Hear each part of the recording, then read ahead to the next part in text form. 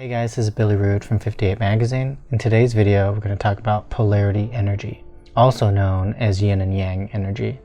And if you guys remember in the last video, I talked about how our human bodies are prototypes of integrating this polarity energy. And all of us are born here on this plane as polarity entities, of positive and negative, of yin and yang energy. And the strong attraction sits in our first energy center for the sake of creation, of procreation. In this video, I'm going to talk about the polarity challenges and strengths that exist in both the human male and female body.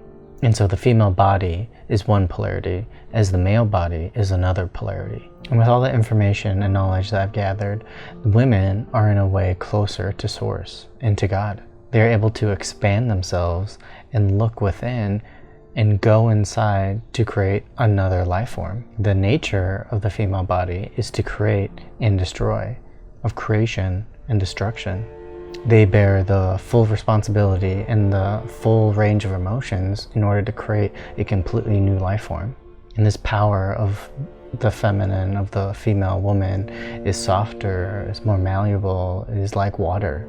It has beauty and inner strength. When women are born, they're always in the second and third energy center. They can control pain and sexuality for the sake of their survival.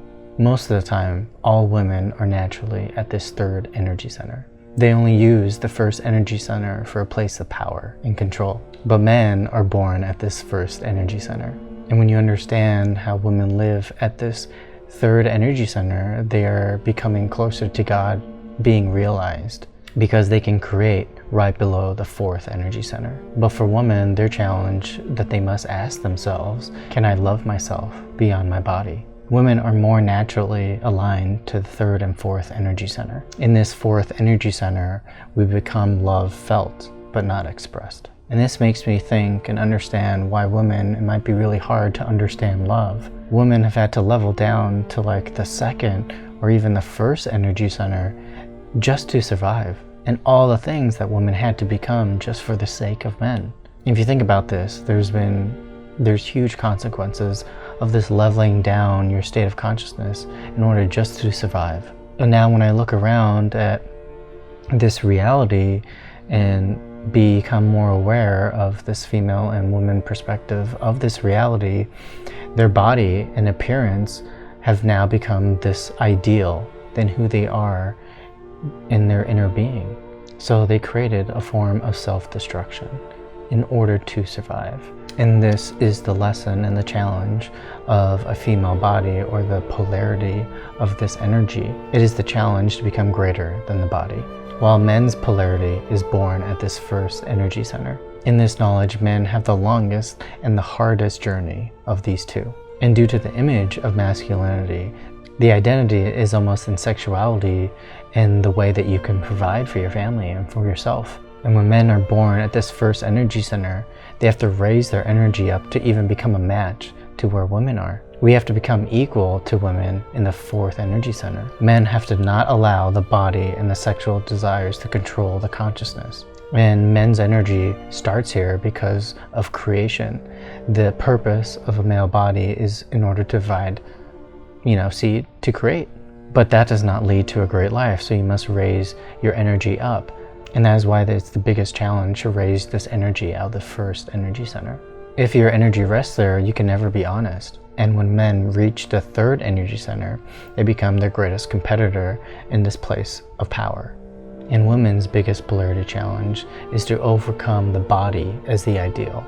And when your body is praised more than your inner being, you're a lot easier to control, to subdue, to enslave, and to be treated as the only value you have is to procreate. The body is a distraction from loving yourself.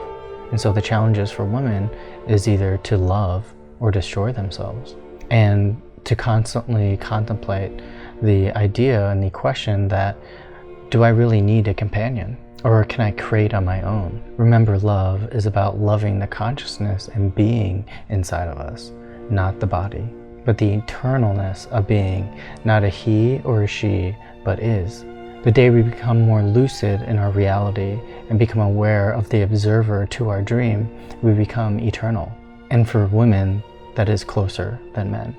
In order to ascend for a woman, all you have to do is go within, while for a man it is like climbing a mountain.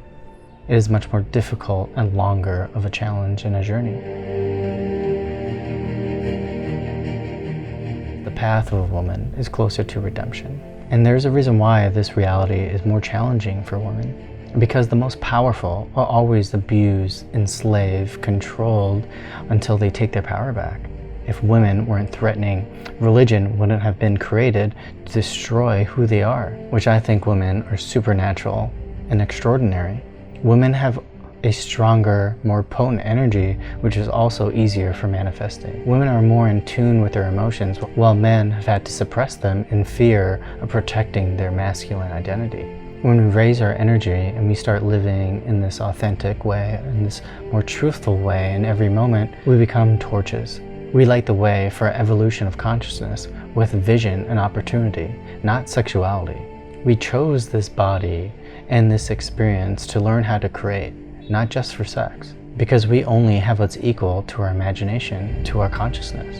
And there's no one outside of yourself that will teach you to be greater than yourself.